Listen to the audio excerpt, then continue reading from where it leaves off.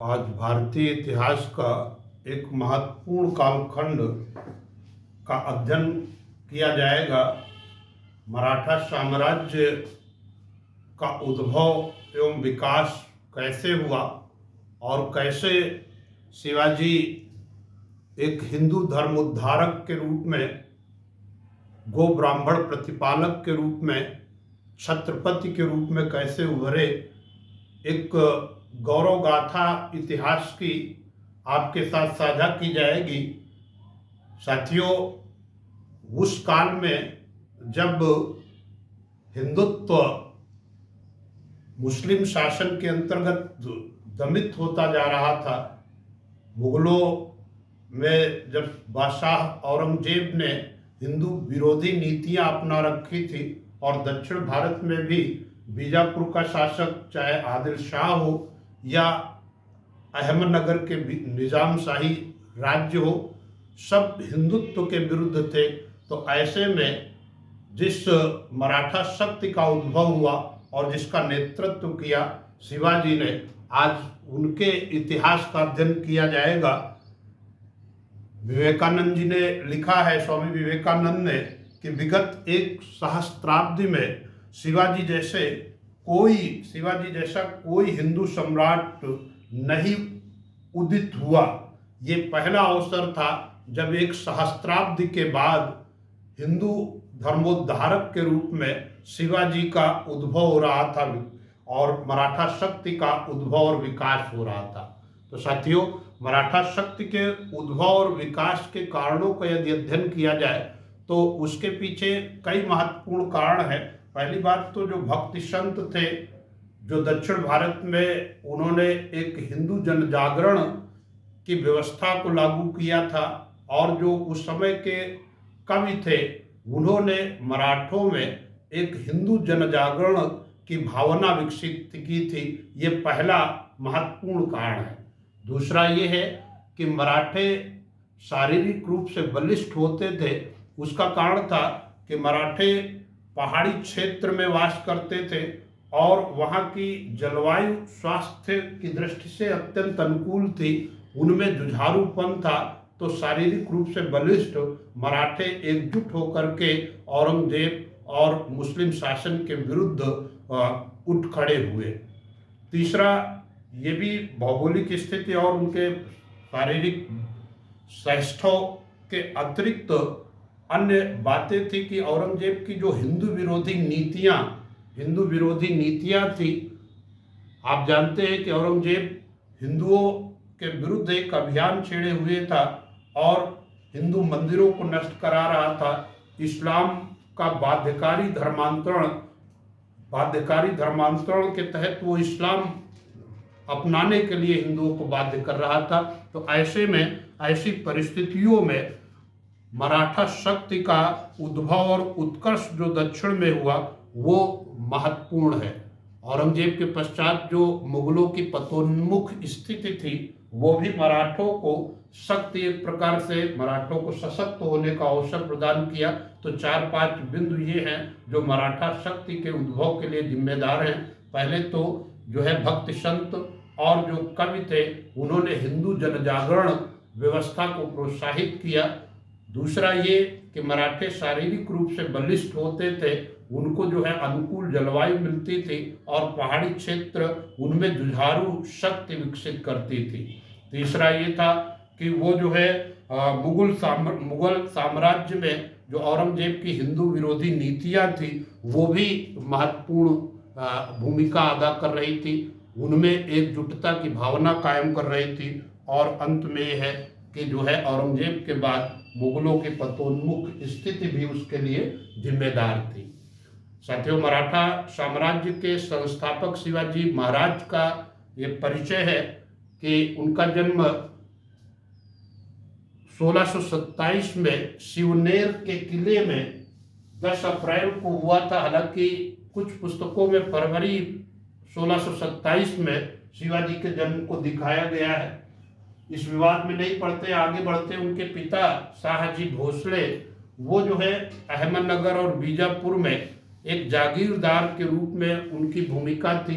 माता जीजाबाई और उनके दादा जिन्होंने संरक्षण प्रदान किया कोणदेव, और जो है आध्यात्मिक गुरु रामदास से वो बहुत प्रभावित थे। पहली बात तो शिवाजी पर उनकी माँ का प्रभाव बहुत पड़ा, क्योंकि पिता अन्यत्र स्थान पर व्यस्त रहते थे। माँ बचपन से ही शिवाजी को रामायण, गीता, भागवत, महाभारत जैसे जो धार्मिक हिंदू धार्मिक ग्रंथ हैं उनकी कहानियों से परिचित कराती थी। बालक शिवाजी पर इन सब बातों का बहुत असर पड़ रहा था, और शिवाजी में जो स्वराज्य के प्रति जो सोच विकसित करने में उनकी माता जीजाबाई का सबसे महत्वपूर्ण योगदान रहा।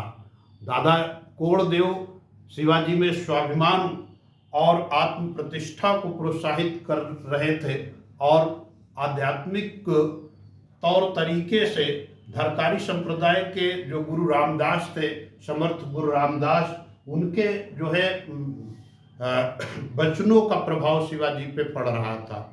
शिवाजी में ये कहा जाता है कि शिवाजी में शेर जैसा साहस और चालाकी लोमड़ी जैसी थी, जिसका उल्लेख चाणक्य ने अपने ग्रंथ अर्थशास्त्र में किया है कि एक राजा में शेर जैसा साहस और चालाकी लोमड़ी जैसी होनी चाहिए। और ये इतिहासकारों ने कहा कि एक ही व्यक्ति में राणा प्रताप जैसा साहस और चाणक्य जैसी चतुराई, कूटनीतिक सोच वो शिवाजी में देखी गई।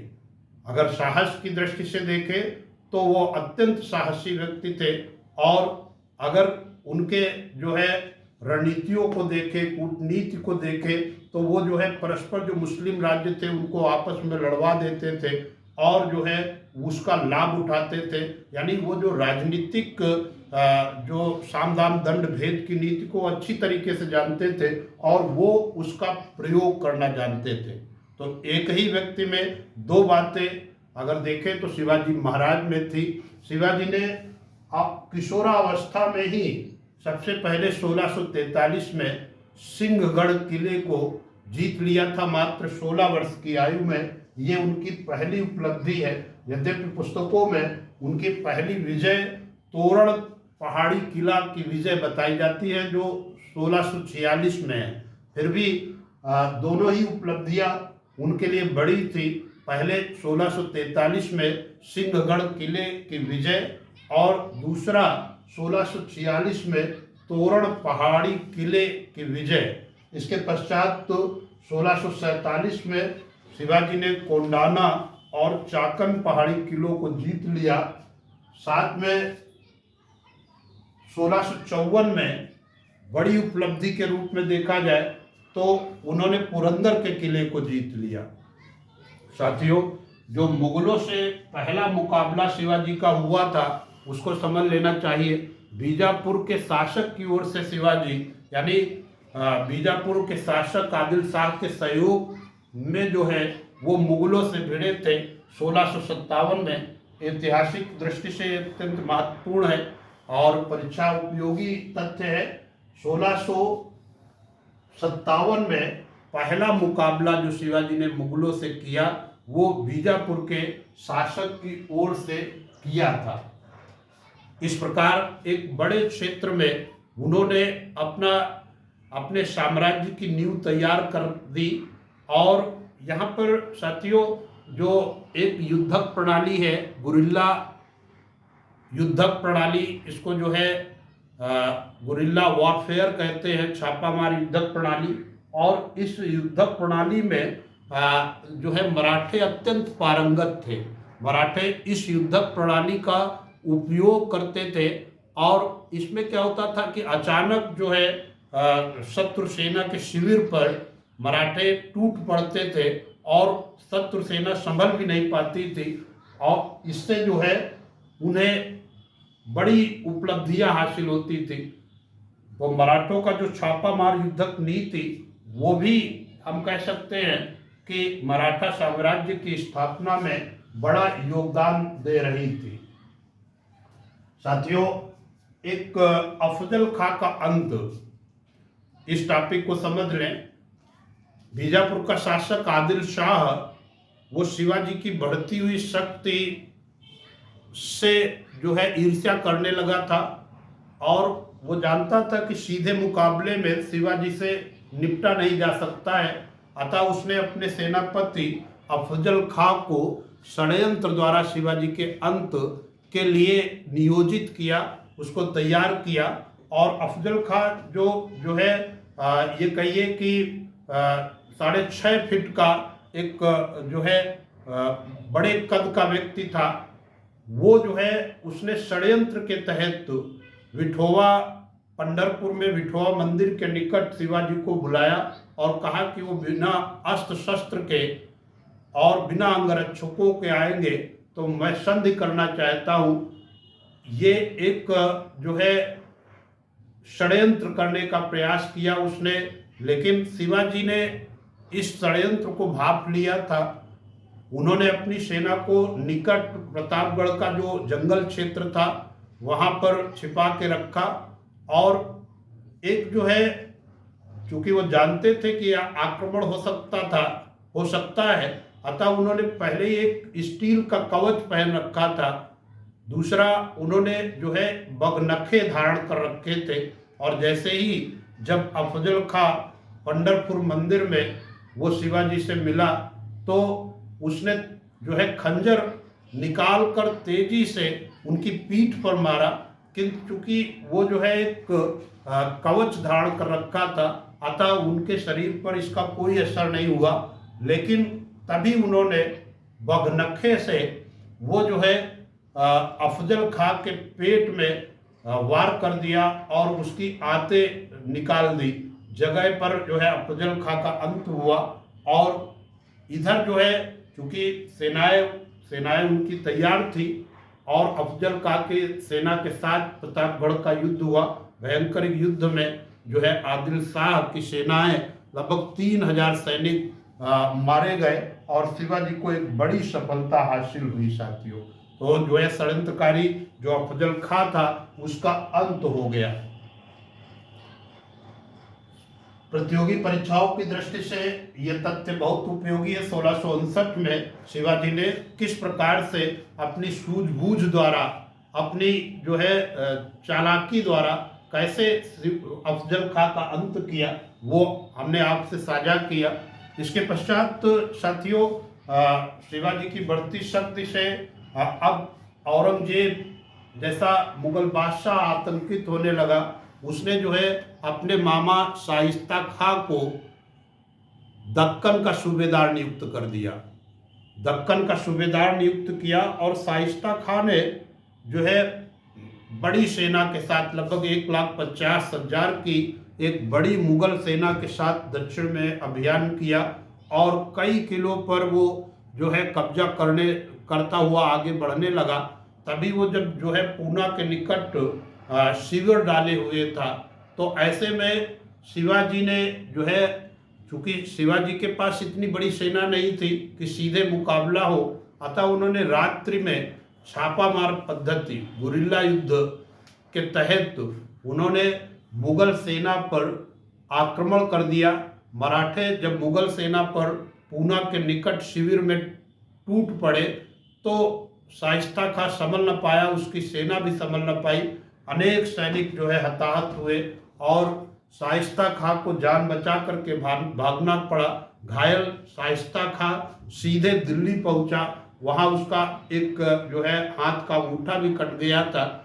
अब जो है नाराज औरंगजेब ने मामा शाइस्ता खां को बंगाल का सूबेदार नियुक्त किया और अब वो जो है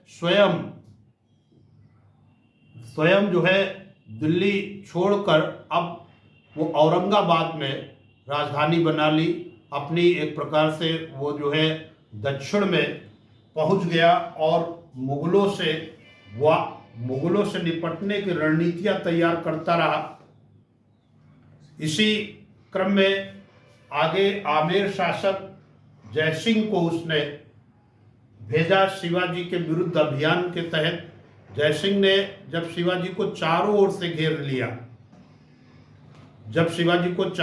घेर लिया, तो शिवाजी ने दूरदृष्टि दिखाई, सूझबूझ दिखाई और संधि का प्रस्ताव दे दिया। तो एक प्रसिद्ध ऐतिहासिक संधि पुरंदर की संधि महत्वपूर्ण है साथियों। इस पुरंदर की संधि में जो संधि हुई, यद्यपि वो ये कहिए कि जो शिवाजी के 35 महत्वपूर्ण किले थे उनमें से 23 किले वो मुगलों के पास चले गए। उन 35 में से जो 23 किले थे वो अत्यंत महत्वपूर्ण थे और शिवाजी को इनसे 4 लाख हूड़ वार्षिक आय होती थी।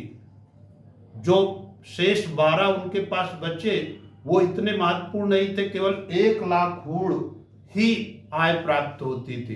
तो जयसिंह ने जो है ये पहला बिंदु संधि का था। और दूसरा बिंदु इसमें ये था कि जो है शिवाजी के पुत्र संभाजी को मुगल दरबार में भेजा जाएगा और वहां पर उन्हें 5000 मनसब दिया जाएगा और जो है मुगल बादशाह के यहाँ जो युवराज मुअज्जम है उसके साथ उसको रखा जाएगा संभाजी को। ये एक बात कही गई। और जयसिंह ने जब शिवाजी से निवेदन किया कि वो जो है आगरा के मुगल दरबार में उपस्थित हो, 1666 में जब आगरा में मुगल दरबार में शिवाजी अपने पुत्र संभाजी के साथ उपस्थित हुए तो वहाँ पर जब पर्याप्त सम्मान शिवाजी को नहीं मिला, एक राजा को जो एक शासक से सम्मान मिलना चाहिए वो नहीं मिला, तो उन्होंने भरे दरबार में विश्वासघाती कहा और वहाँ पर वाद विवाद प्रारंभ हो जाने से नाराज औरंगजेब ने शिवाजी को जयपुर भवन में संभाजी के साथ कैद कर दिया, नज़रबंद कर दिया।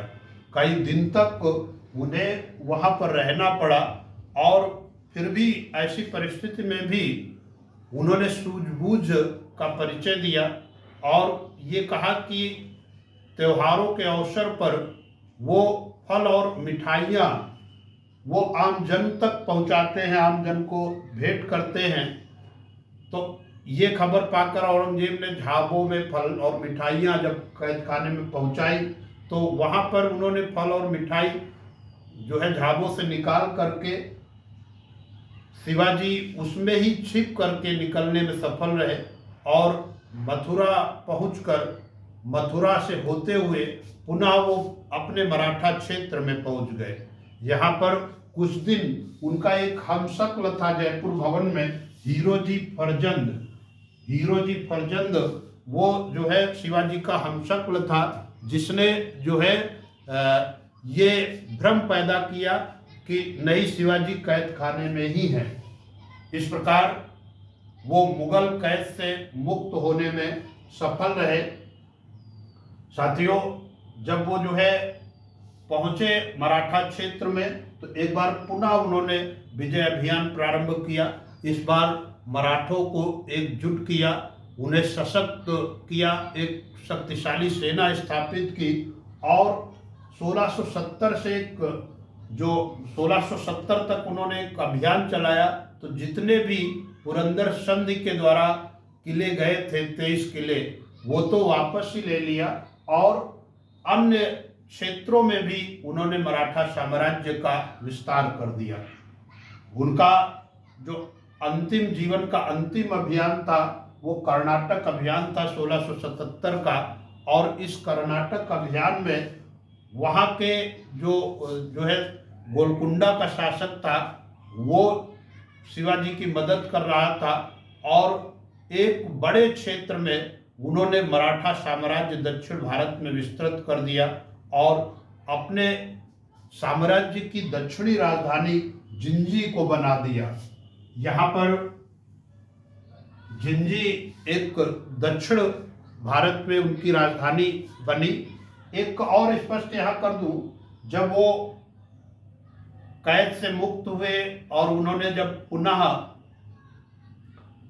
जो किले चले गए थे उन्हें विजित कर लिया तो एक वैधानिक शासक के रूप में मान्यता प्राप्त करने के लिए शिवाजी ने विधिवत अपना राज्याभिषेक करवाया।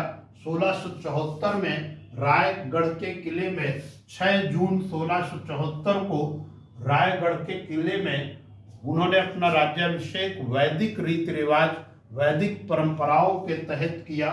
और इस राज्याभिषेक में बनारस के एक प्रख्यात पंडित थे गंगा भट्ट, उनका नाम विशेश्वर भट्ट भी कहा जाता है, उन्होंने राज्याभिषेक किया था। और इस अवसर पर शिवाजी ने 11,000 ब्राह्मणों को जो काशी से आमंत्रित किए गए थे उनको जो है भोजन कराया था।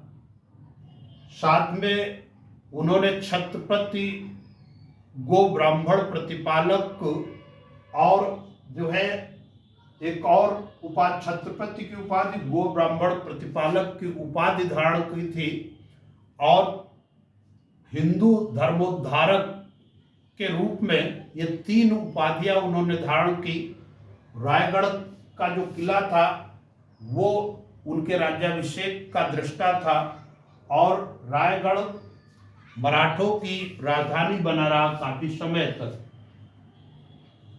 उनके राज्याभिषेक के 11वें दिन उनकी मां, जिनसे वो सबसे ज्यादा प्रभावित थे शिवाजी, उनका निधन हो गया था। अतः उन्होंने इसे अपशगुन मानते हुए एक बार पुनः अपना राज्याभिषेक 24 सितंबर 1674 को तांत्रिक विधि विधान से किया। और इस राज्याभिषेक को करवाने वाले थे वो निश्चलपुरी नामक एक आचार्य थे, जिन्होंने तांत्रिक विधि विधान से शिवाजी का राज्याभिषेक कराया।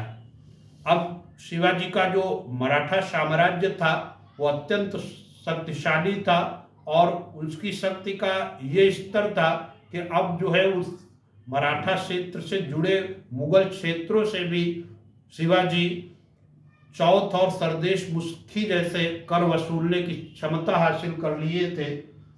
लेकिन इसी बीच अप्रैल 1680 में तीव्र ज्वर के चलते शिवाजी का निधन हो गया।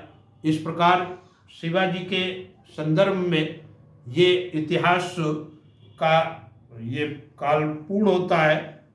एक बार जो है मैं पुनः कहूँगा कि हिंदू धर्मोद्धारक के रूप में उनकी भूमिका को इतिहास सदैव याद रखेगा।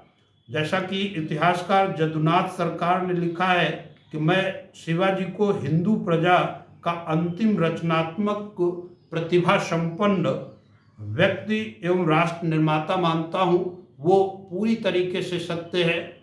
और इसके पश्चात जो उन्होंने मराठा साम्राज्य की नींव डाली और उसे सशक्त किया, उनके उत्तराधिकारियों ने आगे बढ़ाया और बाद में पेशवाओं ने आगे बढ़ाया।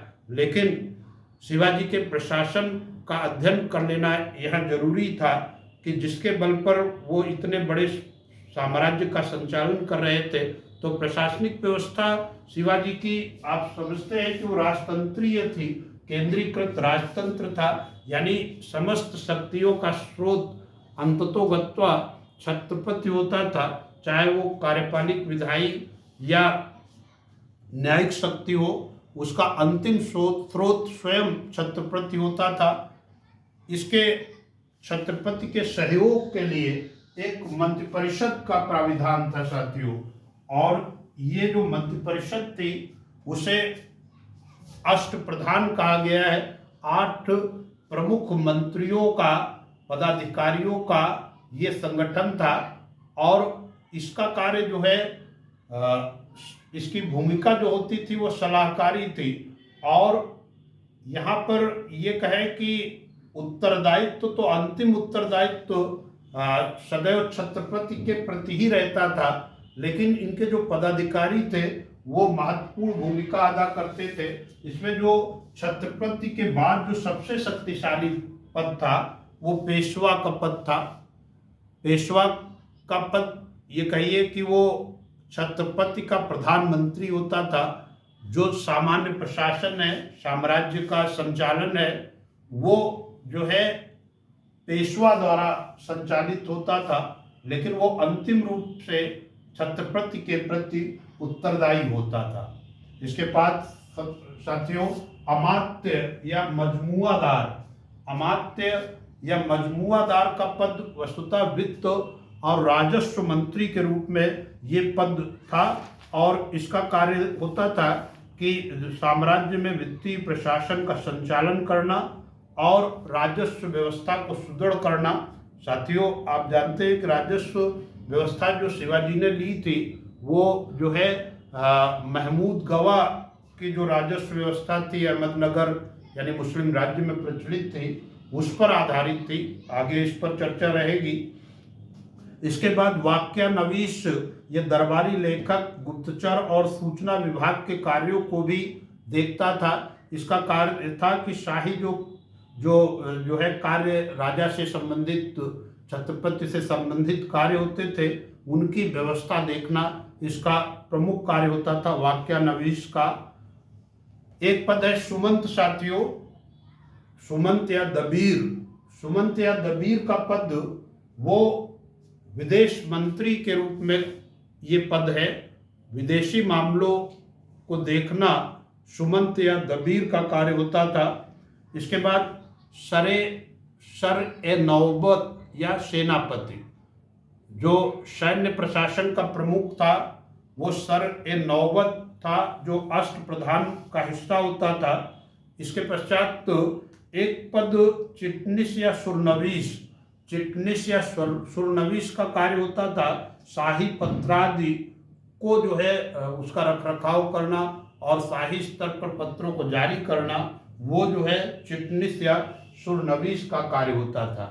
एक पद इसमें अष्टप्रधान में पंडित राव है, जो है धार्मिक मामलों को देखता था और दान आदि को देखता था। साथ में एक पद है न्यायाधीश का। न्यायाधीश न्यायिक मामलों में वो छत्रपति के बाद वो जो है न्यायिक मामलों में उसका निर्णय अंतिम होता था। यदि कोई अपील करना चाहता था तो वह केवल छत्रपति के दरबार में ही अपील कर सकता था। साथियों, जो ये अष्टप्रधान की व्यवस्था थी मंत्रिपरिषद की, वो एक न्यायपूर्ण व्यवस्था थी। और यहाँ पर आप देख सकते हैं कि जो शिवाजी के व्यक्तित्व और कृतित्व पर उनके माँ के द्वारा जो बचपन में सिखाया गया वो बिल्कुल दिखता था। जहाँ पर जो है मुगल सेना जब आक्रमण करती थी तो वो स्त्री और बच्चों को भी नहीं छोड़ती थी। स्त्रियों को जो है कैद कर लिया जाता था और उनके साथ जो है बलात्कार किया जाता था। लेकिन शिवाजी ने जो निर्देश दे रखा था अपने सैनिकों को, सेना को, कि चाहे किसी भी धर्म की स्त्री या बच्चे हों, सबका सम्मान होगा और किसी भी स्त्री या बच्चे पर कोई आक्रमण नहीं किया जाएगा, उसका सम्मान होगा। तो ये जो व्यवस्था लागू की थी शिवाजी ने, उसके चलते मराठा लोगों में तो ख्याति थी ही, वो संपूर्ण हिंदू जनमानस के एक बड़े नायक बन गए। उनका सम्मान सबसे ऊंचा इतिहास में देखा जाता है। साथियों, आगे बढ़ते हैं। अष्टप्रधान आपने देखा। अब इसके पश्चात जो सैन्य प्रशासन था, क्योंकि आप जानते हैं कि उस समय शिवाजी ने जो मराठा साम्राज्य स्थापित किया था वो मुगलों के लिए सबसे बड़ी समस्या था, और इधर बीजापुर के शासक जो दक्षिण के मुस्लिम राज्य थे वो भी नहीं चाहते थे शिवाजी की बढ़ती शक्ति से, वो ईर्ष्या कर रहे थे। ऐसे में एक जो सैन्य व्यवस्था थी उसको विशेष ढंग से व्यवस्थित करने के लिए शिवाजी ने कार्य किया। और सेना 3 प्रकार की थी उनकी: पैदल सेना, अश्व सेना और नौसेना। नौसेना को स्थापित करने वाले वो पहले हिंदू शासक थे। उन्हें भारत में फादर ऑफ नेवी कहा गया है, यानी भारत की नौसेना का जनक कहा गया है। उन्होंने कोलाबा में अपना पहला एक नौसैनिक बेड़ा स्थापित किया था। कोलाबा में एक नौसैनिक बेड़ा स्थापित किया था और वो जो है नौसेना इसलिए भी आवश्यक थी क्योंकि उनका जो साम्राज्य का दक्षिण पश्चिमी हिस्सा था वो सब जो है अरब सागर से लगा हुआ था और वहाँ पर साम्राज्य की सुरक्षा के लिए नौसेना स्थापित करना आवश्यक था। यहाँ पर जो सैनिक थे उनको आप समझ लें, जैसे जो पागा पागा वो सैनिक होते थे जो नियमित रूप से कार्य करते थे। राज्य उनके वेतन, उनके जो है अस्त्र शस्त्रों की व्यवस्था करना वो राज्य की जिम्मेदारी होती थी। जबकि एक दूसरे प्रकार के सैनिक होते थे वो सिलहदार ऐसे सैनिक होते थे जब जब जो सैन्य अभियान के दौरान अपनी अल्प सेवा देते थे। वो अपने घोड़ों की व्यवस्था, अस्त्र शस्त्रों की व्यवस्था वो स्वयं करते थे सिलहदार, और केवल अल्पकालीन सेवा दे करके वो अपना दायित्व अदा करते थे। जब ये अभियान चलता था सैन्य अभियान, तो सिलहदार जो है अपनी भूमिका अदा करने के बदले जो है क्षेत्र से लूटा गया धन होता था उसका उनको अंश मिलता था। साथियों, एक बार मैं बात ये स्पष्ट कर दूं कि जो है वो बिल्कुल शिवाजी की जो व्यवस्था थी बिल्कुल मुगलों से भिन्न थी। वो कभी भी आम जन के धन को नहीं लूटते थे। वो जब भी राज्यों के विरुद्ध अभियान करते थे तो शिवाजी की सेना जो शत्रु शासक है उसके जो है राजकोष को लूट करके धन हासिल करती थी, और वो उसका कुछ अंश वो जो है सिलहदार सैनिकों को प्राप्त होते थे।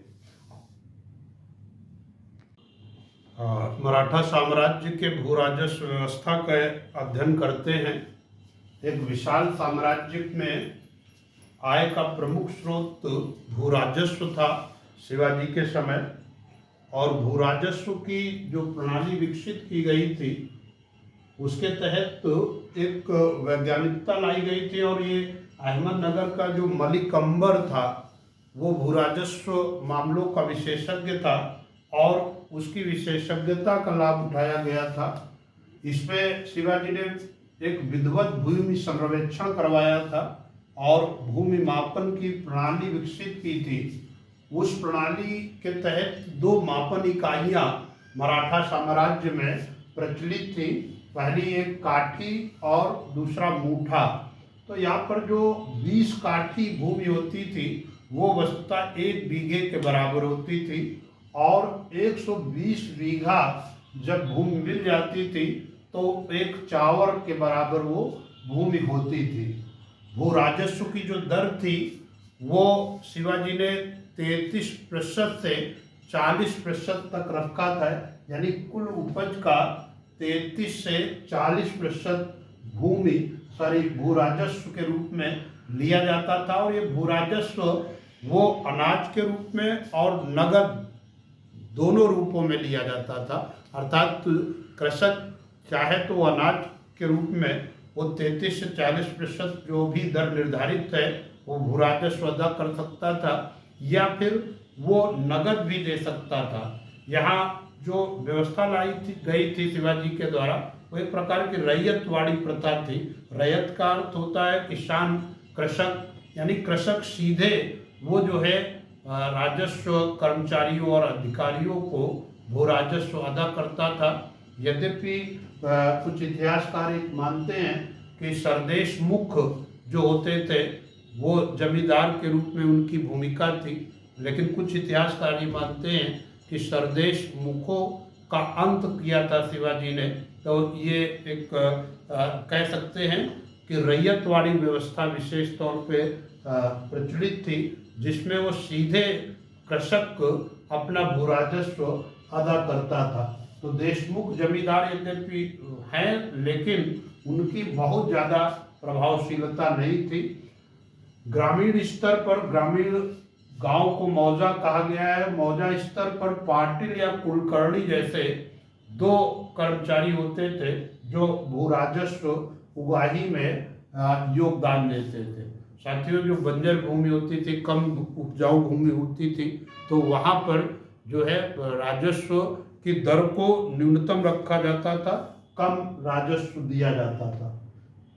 दूसरा, कुछ महत्वपूर्ण व्यवस्थाएं थी, जैसे चौथ और प्रदेश मुखी। दो प्रकार के करों को समझ लेना जरूरी है प्रतियोगी परीक्षाओं की दृष्टि से, ये दोनों अत्यंत महत्वपूर्ण हैं। चौथ वो कर होता था, वो आय होती थी मराठा राज्य की, जो निकटवर्ती राज्य से 1/4 उसकी कुल आय का इस एवज में वसूला जाता था कि मराठा साम्राज्य उस राज्य को बाह्य आक्रमणों से सुरक्षा प्रदान करेगा और वहां पर लूटपाट नहीं होने देगा। तो कोई भी राज्य जो चौथ देता था तो अपनी कुल आय का 1/4 वो मराठा साम्राज्य को देता था, और वो उस एवज में देता था कि मराठा साम्राज्य बाह्य आक्रमण से उस राज्य की रक्षा करेगा, उस राज्य की लूटपाट से भी रक्षा करेगा।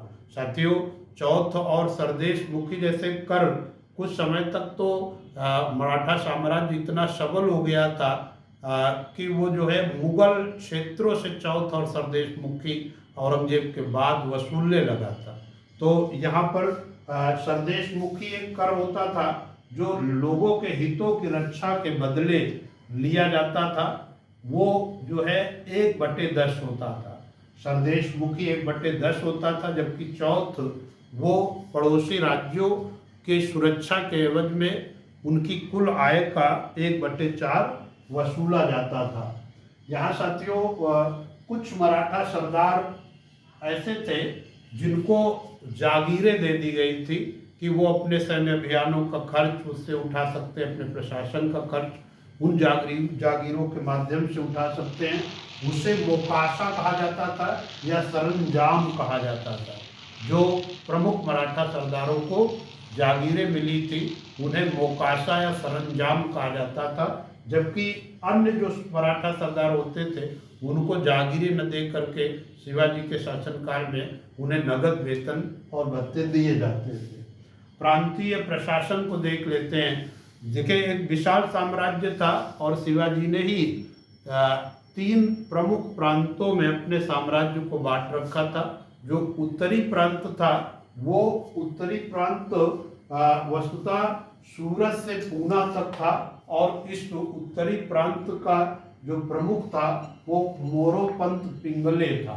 मोरोपंत पिंगले को उत्तरी प्रांत का की सूबेदारी शिवाजी ने दी थी।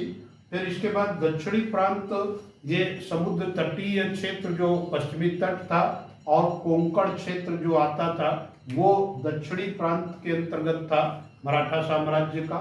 और इसका प्रमुख जो था वो अन्नाजी दत्तो को दक्षिणी प्रांत का प्रमुख नियुक्त किया गया था। इसके बाद तीसरा जो प्रांत था वो दक्षिण पूर्वी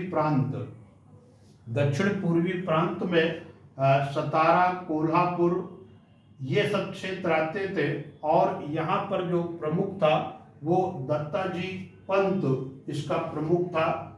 जो प्रांत थे, प्रांतों को महाल कहा जाता था, और ये महाल बटे थे परगनों में, और परगने बटे थे तरफ मौजा में बटा था। इस प्रकार से वो जो है भूराजस्व व्यवस्था, प्रांतीय व्यवस्था और नीचे का प्रशासन वो संचालित होता था। शिवाजी के शासन काल का ये प्रशासनिक व्यवस्था संपन्न हो गई। साथियों, अगले वीडियो में हम शिवाजी के उत्तराधिकारियों को लेंगे, लेकिन यहाँ पर जो प्रतियोगी परीक्षाओं की दृष्टि से जो महत्वपूर्ण प्रश्न आते हैं उनको एक बार समझ लिया जाए कि जो है कौन कौन से किस प्रकार के प्रश्न बनते हैं। तो साथियों, पहला तो महत्वपूर्ण प्रश्न ये है कि शिवाजी ने सबसे पहले विजय कौन सी की। तो दोनों, सिंहगढ़ 1643 सिंहगढ़ के किले की बात आती है, और दूसरा ये है कि कहीं कहीं पर वो कहा जाता है कि तोरण पहाड़ी किला जो 1646 में जीता वो पहली उनकी विजय थी। दूसरा प्रश्न ये प्रमुख रूप से आता है कि पहली बार शिवाजी का मुगलों से मुकाबला कब हुआ।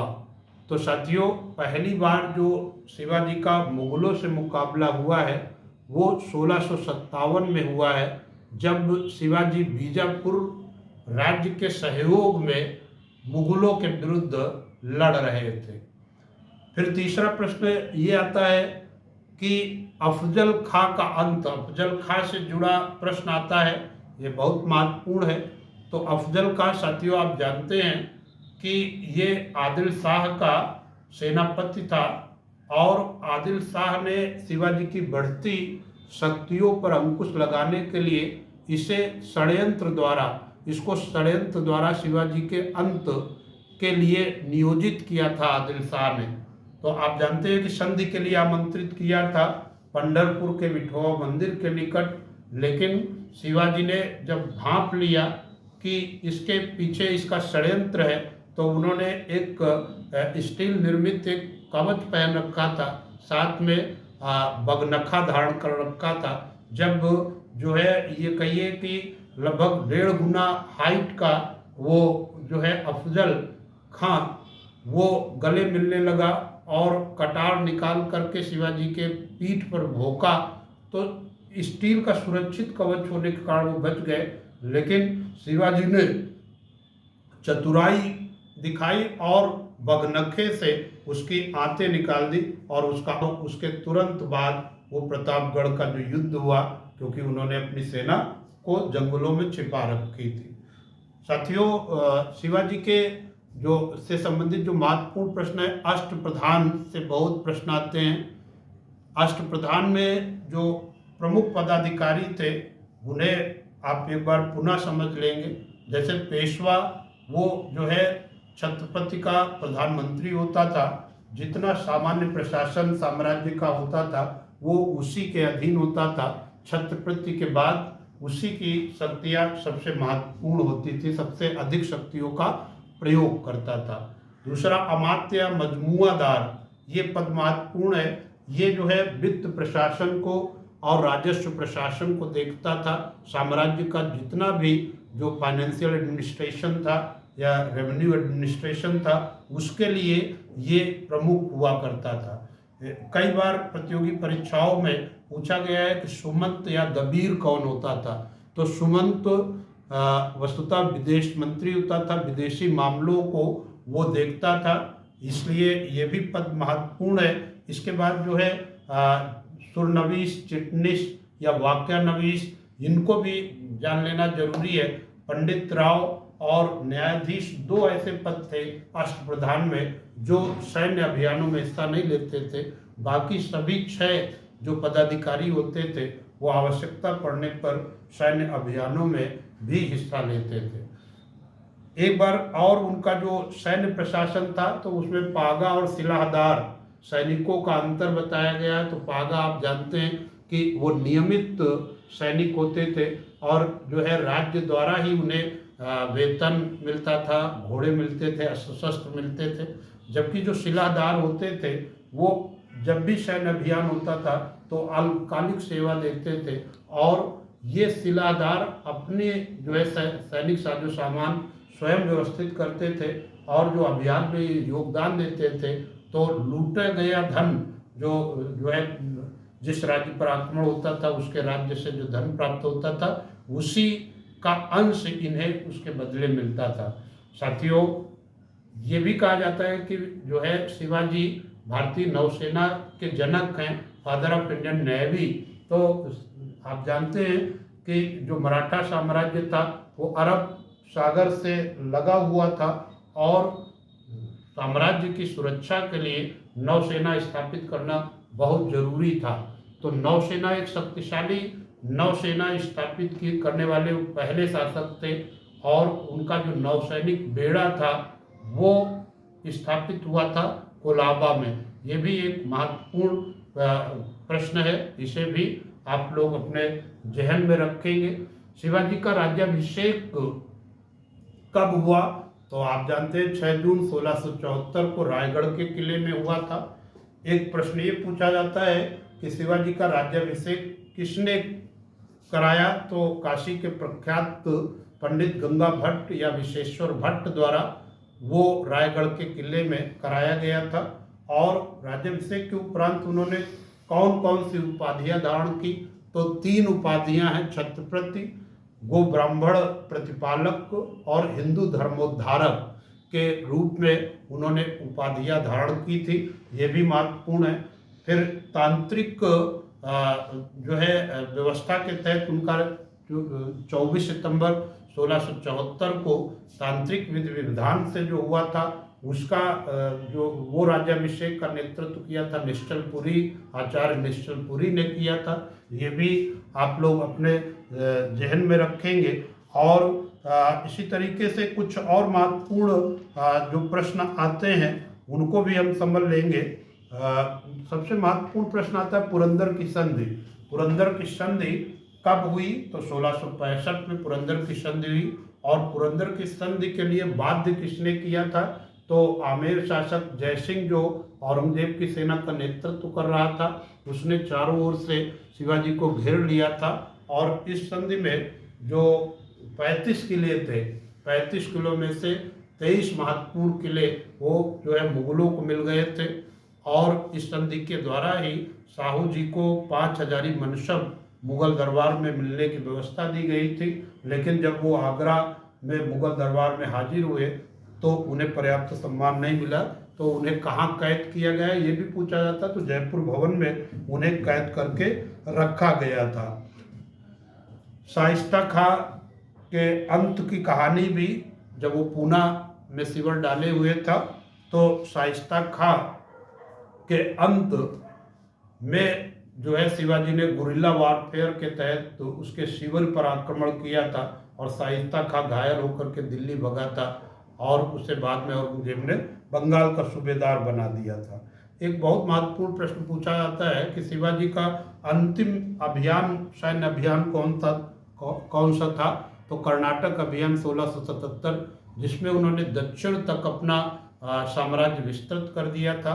और दक्षिण में अपनी जो राजधानी बनाया था, एक तो है इधर उत्तर में मराठा साम्राज्य की राजधानी रायगढ़ थी, तो दक्षिण में उन्होंने जिंजी को नई राजधानी बना दिया था।